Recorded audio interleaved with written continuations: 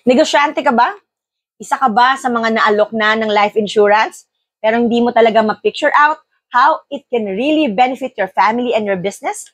Well, I made this video for you.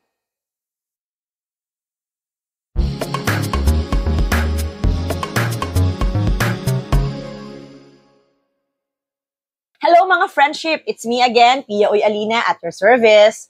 To those who are first time watching me, I am a financial advisor and I help my clients to protect, invest, and achieve their financial goals. So last year, last year naman ako talaga. Well, technically, last week lang naman yon. I talk about how to create legacy planning for entrepreneurs like us. Pero one thing I realized, pag entrepreneur ka, what's in it for you? Sa atin. Bakit gugustuhin natin gawin ng pamana planning? So let me share to you some realization I had before the year end last week. So realization number 1, guys, beyond business triumphs.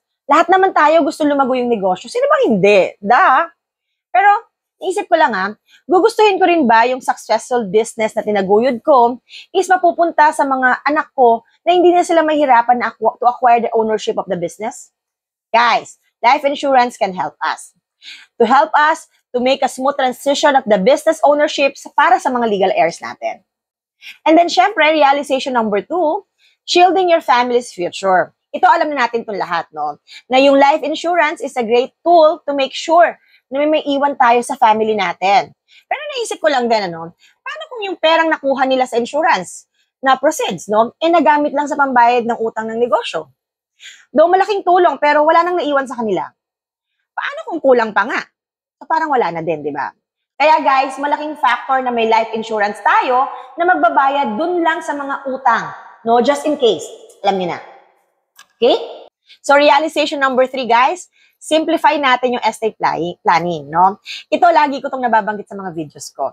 Kapag talagang pumasok na yung tax, parang ang dami talagang nalilito. Especially estate tax.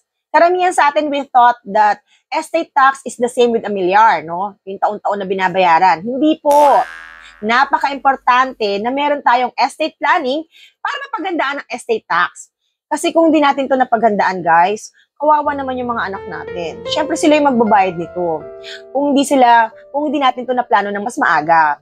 At I believe, ayaw nating mangyari yon. Okay? So, realization number 4 natin, guys, building a lasting legacy. Oh, yes! Di ba nakakahanga talaga yung mga negosyo dito sa Philippines na talagang napapamana pa nila sa mga susunod na henerasyon. Di ba? I'll tell you a secret, One of the tools na ginagamit dyan, guys, para mangyari yung mga bagay na yan is, of course, life insurance.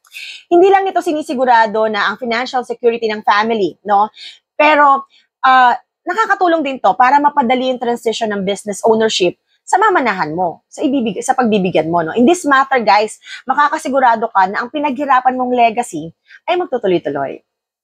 So guys, ayan napakalawak talaga ng life insurance.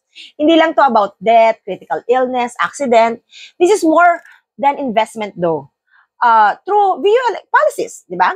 Understanding the significance of the life insurance in securing your legacy empowers you to make informed decisions.